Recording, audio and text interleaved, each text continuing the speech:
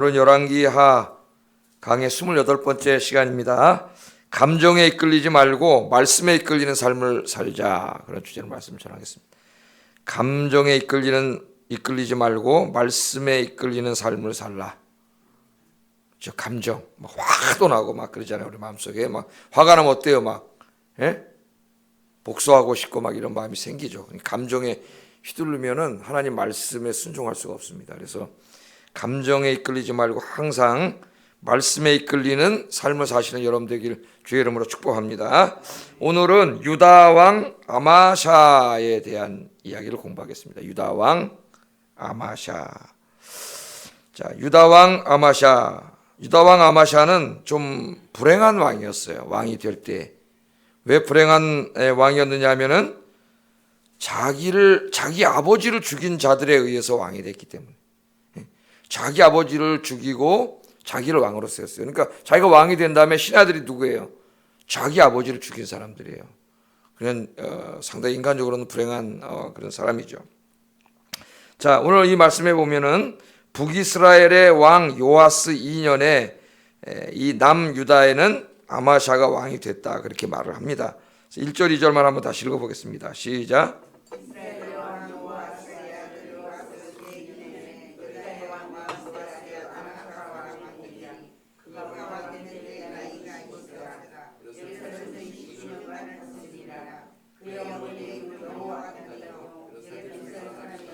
예, 자 보세요. 아마샤가 언제 왕이 됐어요? 북이스라엘 왕 여호아스의 아들 요아스. 그러니까 요아스가 두 사람이 있습니다. 같은 시대를 또 다스렸기 때문에 잘 구별해야 되니까 북이스라엘의 왕 요아스 2년에 유다의 왕 요아스의 아들 아마샤가 왕이 됐다. 그러니까 그 여러분 이거 가져오셨죠? 왕조표. 거기 이 노란색 밑에 파란색, 하늘색이죠? 그 하늘색에 나오는 왕들이 예후 왕조인데, 예후 왕조가 나오죠. 거기 보면은 예후 있고, 그 다음에 여호아스 있고, 그 다음에 16년 한 요아스 있죠? 그 요아스 2년에 옆으로 가보면 누가 왕이 됐다는 거예요? 아마샤가 왕이 됐고, 그 아마샤는 또 누구의 아들이에요? 유다 왕 요아스의 아들. 그 요아스 나오죠, 위에. 그러니까 요아스가 두 사람입니다. 그러니까 이스라엘과 유다의 왕 이름이 같은 사람들이 여러 명 있어요. 근데 더더군다나 요아스는 같은 시대에 있던 왕이에요. 그러니까 우리가 헷갈리면 안 됩니다. 굉장히 헷갈려요. 그래서 이 표를 이렇게 만들어 드렸으니까 성경 읽을 때 이렇게들 대조하면서 그렇게 읽으시기 바랍니다. 자, 아마샤는 북이스라엘 왕 요아스 2년에 남유다의 왕이 됐는데 그의 아버지의 이름도 요아스다, 그 말이에요. 복잡하게 여기 써놨습니다. 자, 이 요아스는 어떤 왕이었느냐? 자기 이제 이 아마샤죠, 아마샤. 그 아버지 요아스의 아들이라 그랬으니까 그 요아스 그럼 한번 좀 우리 정리를 해보세요. 북이스라엘 왕 요아스가 아니라 남유다의 왕 요아스. 7살의 왕이 돼가지고, 네, 그죠? 40년간 통치했던 그런 사람이잖아. 여호야다, 제사장 여호야다가 왕으로 세웠던, 기억나시죠? 그 요아스입니다. 그 요아스예요. 자, 이 요아스는 왕이 된 다음에 어떻게 했어요? 대제사장 여호야다. 어떻게 보면 자기 누나의 남편이니까 매형인데 나이 차이가 많이 나기 때문에 아버지 같은 매형이죠. 아버지의 도움을 받아서 대대적인 이제 종교개혁, 신앙개혁 운동을 일으켜가지고 자기가 할머니가 만들어 놓았던 그 바알 신당 이런 것들을 다 홀고 바알 선지자들을 다 죽였죠.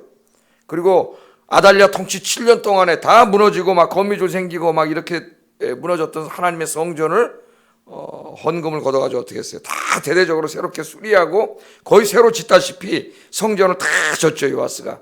그래서 온 백성들을 어떻게 하겠어요? 바알 섬기던 온 백성들이 다시 여호와 하나님을 섬기는 거룩한 나라로 그렇게 만들었던 사람이 아마샤의 아버지 요아스이고, 나라를 다스릴 때에도 하나님의 말씀대로 나라를 잘 다스렸던 사람이 이 아마샤의 아버지 요아스입니다. 그런데 나중에 이제 이 대제사장인 여호야다가 죽고 간신배들에게 휘둘리게 되죠, 이 요아스가. 그래서 요아스 말년이 안 좋았잖아요. 초창기에는 너무나 훌륭한 왕이었는데, 너무나 경건한 왕이었는데, 마지막 여호야다가 죽은 이후에 우상을 섬기는 간신배들에게 휘둘려가지고 어떻게 했어요? 다시 우상을 섬기는 왕이 돼버렸어요. 우상을 섬기니까 하나님 너무나 안타까우셨죠. 저렇게 신실했던 사람이, 하나님 얼마나 마음이 아프겠어요. 저렇게 신실한 사람이 갑자기 우상을 섬기니까, 못된 사람들하고 어울려 다니면서 우상을 섬기니까 하나님이 선지자들을 보냈죠. 선지자들을 보내서 깨닫게 했지만은 어떻게 했어요? 듣지 않았습니다. 듣지 않았어요. 이미 마음이 완고해지면 하나님의 말씀을 듣지 않아요. 더더군다나 이제 대제사장 여호야다도 죽었으니까 권력이 이제 자기가 다 집중되잖아요. 예? 자기 마음대로 할 수 있는 왕이 되니까 그 다음부터는 듣지 않습니다. 그 하나님이 어떻게 하셨어요? 선지자 말을 듣지 않으니까 선지자 말은 안 들어도 그래도 대제사장 여호야다의 자식인 스가랴도 선지자였거든. 대제사장 여호야다는 은인이잖아요. 은인. 매형이면서 은인. 예? 그 아들 선지자를 보내면 그 말은 듣겠지. 그렇게 하나님께서 생각하시고 스가랴를 보냈더니 스가랴가 가서 말을 하니까 어떻게 했어요? 스가랴를 죽여버렸어요. 스가랴를 죽여, 하나님 선지자를 죽였습니다. 하나님이 진노하셔가지고 치셨죠, 요아스를. 그 아람 군대가 쳐들어와서 예루살렘을 다 유린하고 그러지 않습니까? 그 전쟁에서 요아스가 중상을 입어요. 중상을 입고 침상에 누워 있는데 여호야다, 대제사장 여호야다를 존경했던 신하들이 그때 가서 어떻게 했습니까? 요아스를 죽여버렸죠. 요아스를 죽였어요. 그리고 오늘 말씀해 보면 그 요아스를 죽인 사람들이 놀라웠게도 누구를 왕에 앉혔어요? 요아스의 아들 아마샤를 왕에 앉혔습니다. 상식적으로 좀 납득이 안 가는 거죠. 왜냐하면 이 아마샤가 나중에 왕이 돼서 힘이 세지면 어떻게 돼요? 자기 아버지를 죽인 자들을 가만두겠어요? 자기들을? 다 죽잖아요. 예? 그런데도 불구하고 아마샤를 왕에 앉혔다는 것은 아마 이 아마샤의 아버지 요아스를 죽일 때 은밀하게 죽였던 것 같아요. 침상에 누워있을 때 아무도 모르게 은밀하게 죽였던 것 같습니다. 그냥 아무도 모를 줄 알았는데 비밀이라는 게 있을 수가 있겠어요? 나중에 아마샤가 다 알게 되고 이제 그 아마샤에서는 죽게 됩니다. 이 사람 좀 이따 이렇게 살펴볼 텐데, 자, 그러니까 자기 아버지를 이렇게 죽인 사람들, 그 사람들에 의해서 왕위에 앉았어요. 그때가 25살이라고 했습니다. 25살 때 왕이 됐으니 힘이 있겠어요? 없겠어요? 힘이 맺히면 없겠죠. 자기 아버지를 죽인 자들이 모르겠지 그러고 왕으로 세워놨는데 그 사람들이 막 득세를 했겠죠. 우리도 조선의 역사 속에서 그런 걸 많이 보지 않습니까? 연산군 죽이고 박종원이가 반란 이렇게 연산군 죽인 다음에 중종을 갖다가 왕에다 세워놓고 어떻게 했어요? 자기가 맨 자기 마음대로 막 권력을 휘둘렀잖아요. 그 박종원이 무서워갖고 중종이 맨 처음에는 벌벌 떨었죠. 그와 마찬가지입니다. 그래서 이제 그 왕이 됐어요. 자, 그러면 아마샤는 어떤 왕이었을까? 아마샤는 알고 있습니다. 저자들이 자기 아버지를 죽였다는 걸 알고 있죠. 왕이 된 다음에 당장 그냥 복수를 하고 싶었지만은 힘이 없잖아요. 힘이. 개혁을 하려면은 힘이 있어야 돼요. 힘이 없는데 개혁을 하면은 그 기득권자들에게 자기가 죽습니다. 그래서 개혁을 하려면은 먼저 힘을 길러야 돼. 힘이 없이는 개혁할 수가 없어요. 자, 그래서 이 아마샤가 그런 복수하는 데 일절 맨 처음에 하지 않아요. 관심 갖지 않습니다. 무슨 일에 관심 가져요? 하나님을 경외하는 왕으로서 하나님을 잘 섬기는 이 신실한 일에 관심을 갖고 그 일에 매진합니다. 그러니까 굉장히 지혜로운 사람이에요. 이 사람이. 그래서 집권 초창기에는 정말 하나님을 잘 섬기는 신실한 왕이었어요. 이 아마샤가. 그런데 이 아마샤도 아버지 닮아가지고 나중에 왕권이 강화된 다음에는 또 우상을 섬기게 됩니다. 이제 나중에 에돔과 전쟁을 하게 되고 에돔 전쟁에서 큰 승리를 거두게 돼요. 그 에돔과 전쟁에서 승리를 하면서 자기 고국으로 돌아올 때 하나님께 감사 예배를 드린 게 아니라 에돔의 신을 가져와 가지고, 이제 그건 다음 주에 공부할 거예요. 이 아마샤가 에돔 신을 섬기게 돼요. 그래서 이 아마샤도 또 암살당해요. 또 암살당해요. 그러니까 참 불행하죠. 부자가 다 암살을 당하게 됐는데 그건 나중에 생각해 볼 것이고, 우선 집권 초기에는 굉장히 신실한 왕이었다. 오늘 그 본문에 나오죠. 3절 4절 읽어보겠습니다. 시작.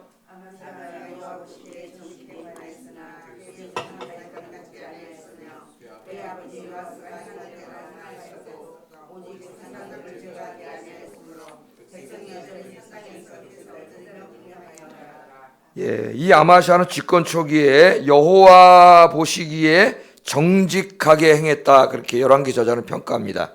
누가 보시기에? 사람이 보기에가 아니라 여호와 하나님이 보시기에 정직하게 행했다.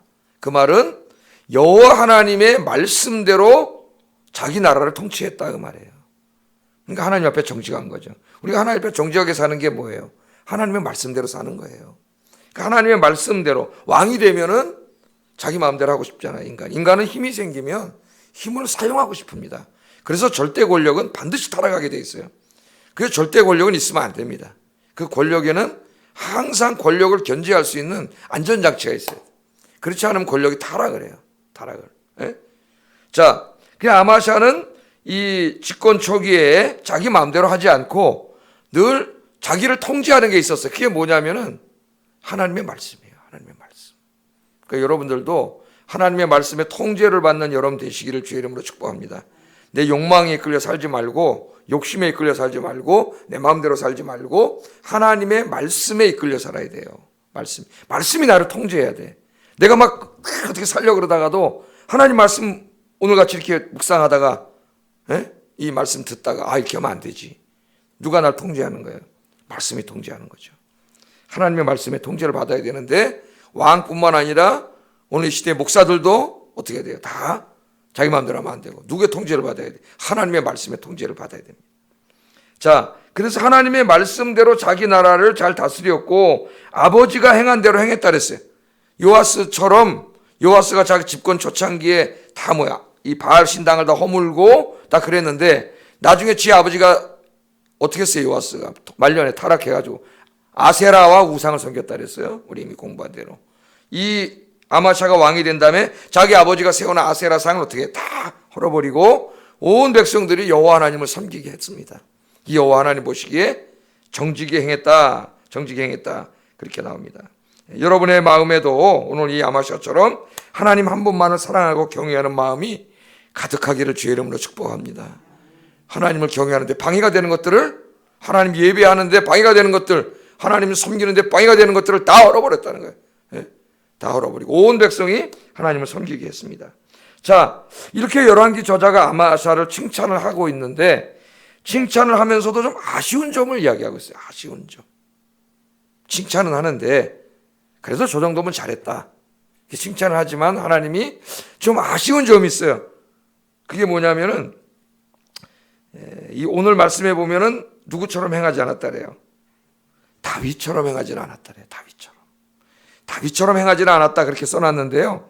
한번 여러분이 똑같은 말씀을 다르게 표현했습니다. 역대하 25장 2절을 보세요. 역대하 25장 2절 찾아보세요.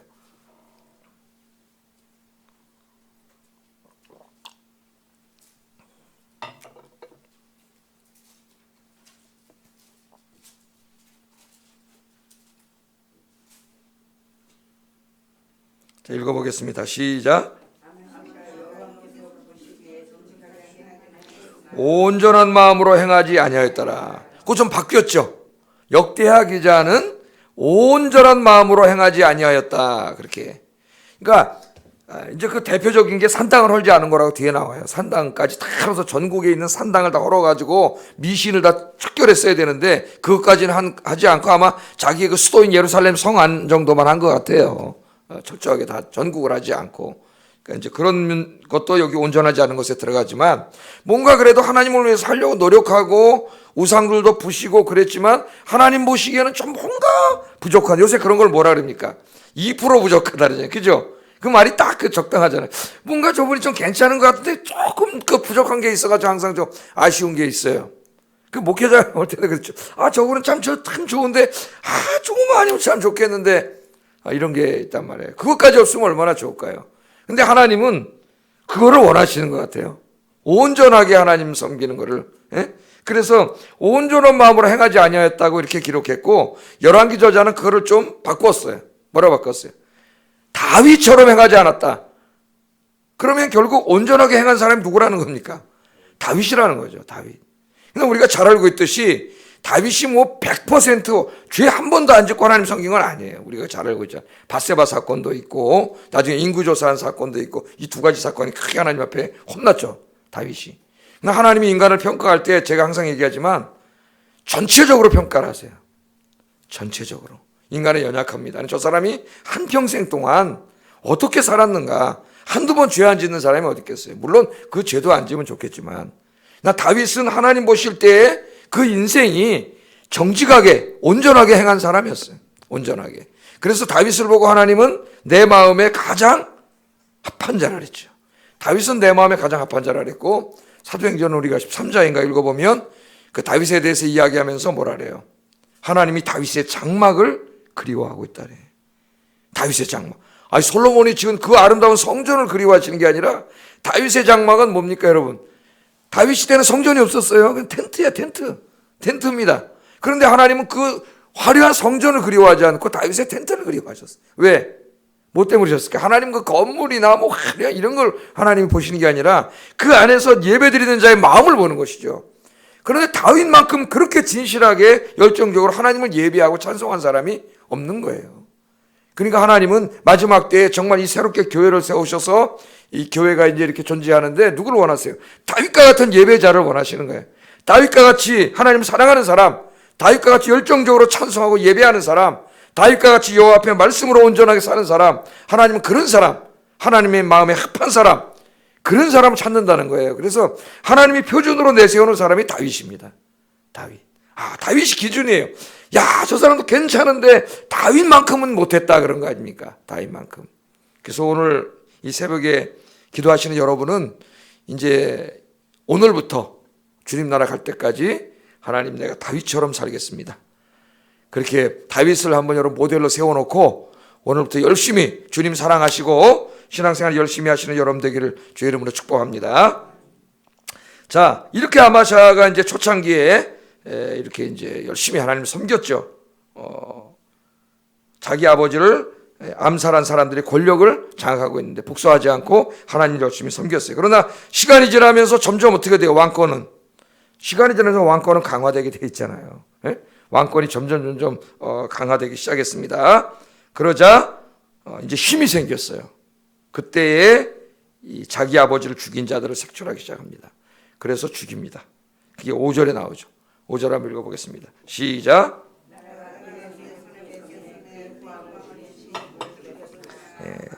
자기 아버지를 죽인 사람들은 누굽니까? 자기 아버지가 왕이 아파서 침실에 누워있는데 그걸 가서 죽인 자들이니까 반역자들이고 살인자들이에요. 이 자들은 마땅히 처벌을 받아야 돼.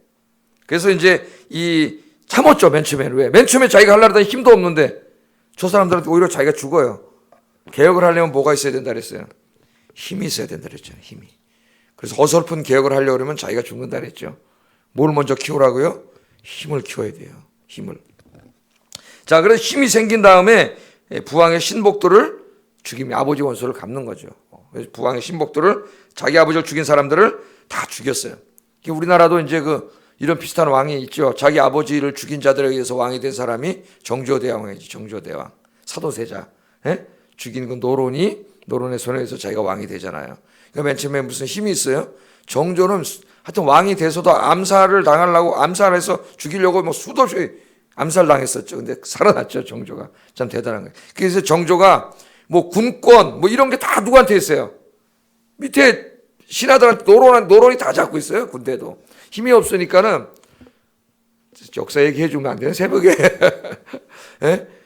자기 이 호위병들을 키웠어요. 장용영이라고 이 호위병들을 키워가지고 나중에 5천 명의 호위병을 만듭니다. 장용영이. 충성스러운 군인들이죠. 왕을 위해서 죽을 수 있는 사람들을 5천 명을 만들어요. 바깥에 있는 군대는 쟤들이 장악하고 있기 때문에 5천 명의 장용영이라는 군대를 만들어가지고 자기를 호위하게 해요. 나중에 힘이 생긴 다음에 어디로 갑니까? 그 유명한 이제 수원으로 가잖아요. 수원으로 이제 행을 할 때 이 마포 쪽으로 와가지고 여기 마포대교 있잖아요. 그걸 건너가요. 그 대소신료들을 다 거느리고 엄청난 사람들이 수천 명이 거기를 건너가. 어떻게 건너갔을까요, 여러분? 그 다리를 만든 사람이 정약용 선생이에요. 다산 정약용.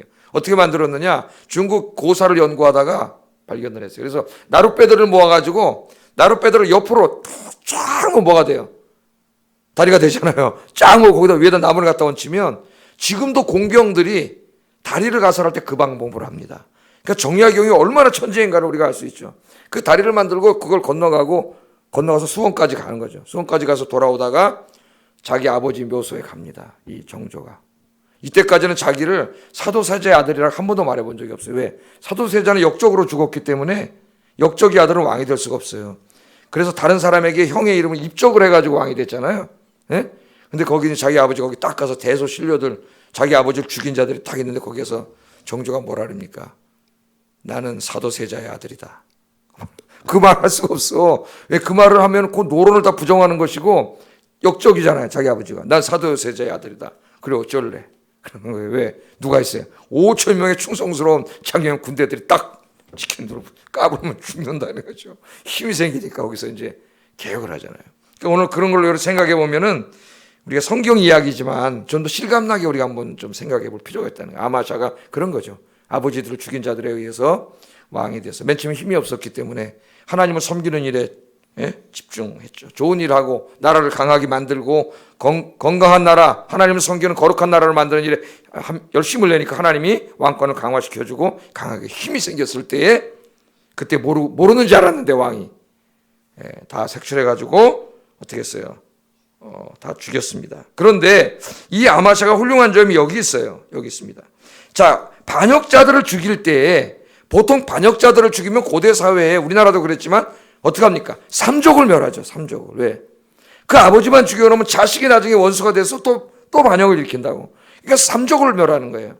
그러니까 이 아마샤도 다 죽여버리고 싶었을 거예요. 복수심에 불타가지고. 그런데 오늘 말씀을 보면 그렇게 하지 않습니다. 감정적으로는 화가 나가지고 그냥 가문을 다 몰살시켜서 자식, 손자까지 삼족을 멸하고 싶었지만 그렇게 하려고 딱 감정적으로는 움직였는데 아마샤는 누구예요? 하나님을 경외하는 왕이에요. 누가 아마샤를 통제하고 있어요? 하나님의 말씀이 통제하고 있어요. 그렇게 하는 것은 하나님의 말씀을 어기는 거예요. 그래서 그렇게 하지 않았습니다. 이게 훌륭한 점이라는 거예요. 자, 6절 한번 읽어보겠습니다. 6절 시작.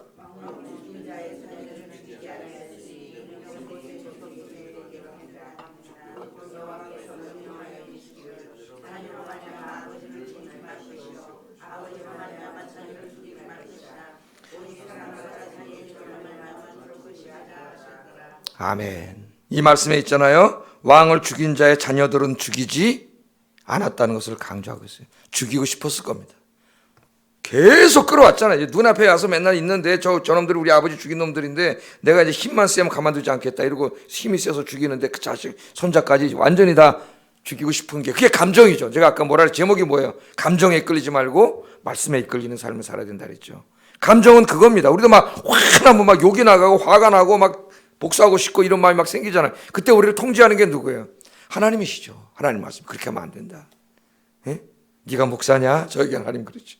네가 목사냐? 너 용서하라고 가르치면서 싸우지 말라고 다투지 말라고 네가 가르치면서 네 마음에 그런 마음 품으면 되겠냐? 하나님이 말씀으로 나를 통제하시죠. 그러니까 죽이고 싶었지만 감정에 휘둘리지는 않았습니다. 왜? 말씀이 있었기 때문에. 말씀이 있는 사람은 감정에 휘둘리지 않아요. 인간이기 때문에 조금 감정이 나올 수는 있습니다. 여러분 예를 들면 제가 이제 조선 역사를 자꾸 얘기하는데 연산군 같은 사람은 어떻게 했어요? 나중에 자기 엄마를 죽인 사람, 자기 엄마가 누구 패비윤 씨 아닙니까? 자기 엄마를 죽인 사람을 나중에 다 어떻게 됐어요? 역사책을 뒤졌습니다. 보면 안 되는데 역사책을 뒤져가지고 자기 엄마를 죽이는데 가담했던 모든 사람들 색출해가지고 완전히 다 죽여버렸고 이미 죽어서 무덤에 묻혀있는 한 명의 같은 사람 무덤을 열어가지고 부관 참시를 해버렸어요. 예? 싹 다 죽은 사람까지. 부관 참시가 뭐예요? 무덤에 갇힌 사람 뼈로 치려고 다시 갈아서 뿌려버리는 거예요. 예? 자기 엄마를 죽였는데 가만두겠어요? 다 죽여버렸죠. 그러니까 감정이 이끌리면 그렇게 되는 거죠. 감정대로 하면은 막 그런 거 아니겠어요? 아마샤도 인간이었기 때문에 저는 그런 마음이 들었을 거라고 생각합니다. 자기 아버지를 죽인 자는 매일 수년간 봐왔는데 여기 매일 눈만 뜨면 만나던 그 사람들 복수의 칼을 갈아왔는데 안 그랬겠습니까? 그러고 싶었을 거예요. 그러나 모세의 율법 체계 뭐예요? 하나님 말씀이죠. 하나님 말씀에 하나님 뭐라 그랬어요? 하나님이 명령하여 이르기를 자녀로 말미암아 아버지를 죽이지 말라. 또 아버지로 말미암아 자녀를 죽이지 말라. 오직 모든 사람은 자기 죄로 말미암아 죽을 것이다. 연좌제는 안 된다는 거죠. 이게 이제 아마샤의 마음에 있었던 거예요. 하나님의 말씀이.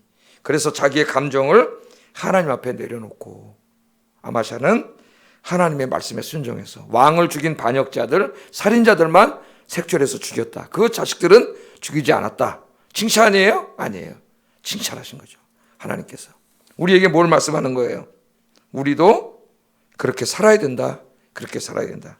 하나님께서 우리에게 말씀해 주십니다. 우리 살다 보면은 우리 감정이라는 것만 요동칠 때가 굉장히 많은 것 같아요. 저도 그렇고 화도 나고 막 그죠? 화가 나면 실수해요. 분노했을 때 말을 하면 거친 말이 나가고 그죠? 거친 말을 듣는 사람은 상처를 받고 부부간에도 그런 일이 벌어지고 막 그러잖아요. 감정. 우리의 감정은 타락 때문에 이 감정은 온전하지가 않아요. 이성도 마찬가지예요. 이성도 온전한 게 아니에요. 감정은 더 온전하지 않아요. 감정에 우리가 휘둘리면 마귀가 역사합니다. 마귀가 막 내 감정을 막 휘저어 놓으면 여러분 어떻게 돼요? 막 너무 힘들죠. 막 화도 나고 그렇게 되면 어떤 사람 막 소화가 안 돼가지고 막 위가 쓰리기도 하고 막 병이 생기고 그러잖아요. 여러분은 오늘 이 말씀을 아마샤를 늘 기억하면서 감정이 요동칠 때 무릎 꿇고 기도하시기 바랍니다. 그리고 감정대로 행동하지 말고 말씀대로 하나님의 감정에 이끌리지 말고 하나님 말씀에 이끌리는 여러분 되시기를 주의 이름으로 축복합니다. 기도하겠습니다.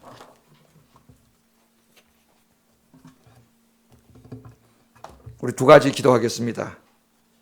아마샤가 훌륭한 왕이었지만 하나님 앞에 온전히 행했지만 다윗 같지는 않았다. 하나님 그랬어요. 다윗, 하나님을 너무나 사랑했던 다윗, 하나님을 너무 열정적으로 예배했던 다윗, 하나님 내 남은 인생이 하나님이 그렇게 그리워했던 다윗, 그런 다윗이 되게 해주세요. 첫 번째 기도 제목이고, 두 번째는 감정에 이끌리는 어리석은 자가 아니라 하나님의 말씀에 이끌리는 지혜로운 자가 되게 해주세요. 기도하겠습니다.